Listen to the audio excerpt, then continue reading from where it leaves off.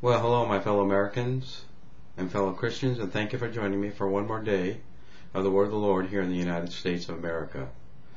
Just recently, we had a Restore Sanity rally in Washington. Restore sanity to whom? Two comedians today took to the area where Martin Luther King spoke to make political statements, to express their views about the country. They have the right, yes. Yet the most rancor concerning America and its lifestyle comes from comedians, not politicians. But let us remember, young folks, this is just what they are, comedians. They are not distinguished statesmen or politicians. Let me encourage young teenagers, young adults, and young aspiring people of every race, color, or creed to understand that these types of rallies do not shape America's destiny. Great men of the past have. Believe me, court jesters have never made an imprint on society, and they never will.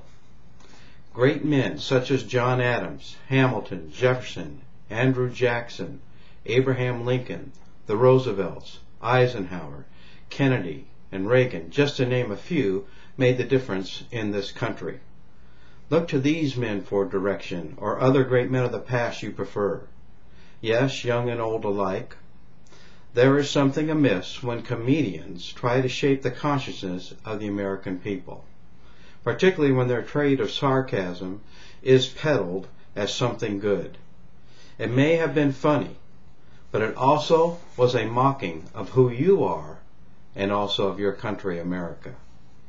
Let me encourage you to look to the towering figures of the past, their character, and what drove them, and compare them to the comedians of today.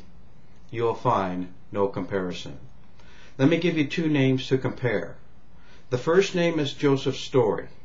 As far as I know, he is still the youngest man to be appointed to the Supreme Court.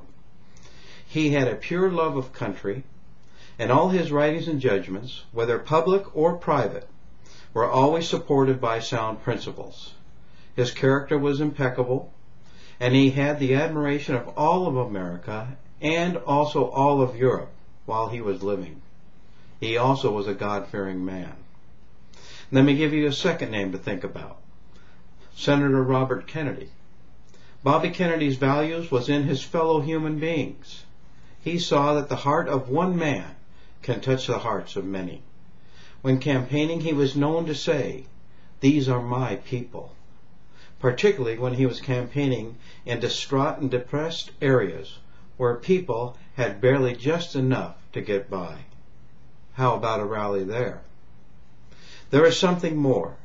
If you are inspired by Joseph Story or Robert Kennedy, then you can pick up their mantle because they left it to anyone willing to accept it and follow its calling.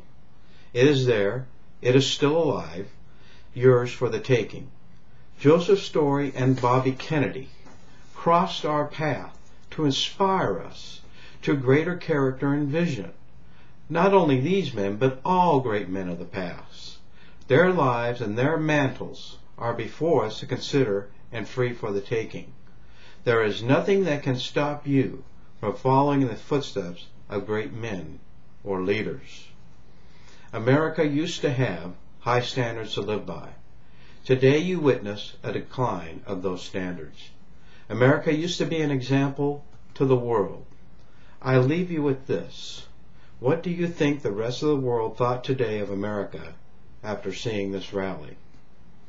God bless you, and God bless the United States of America.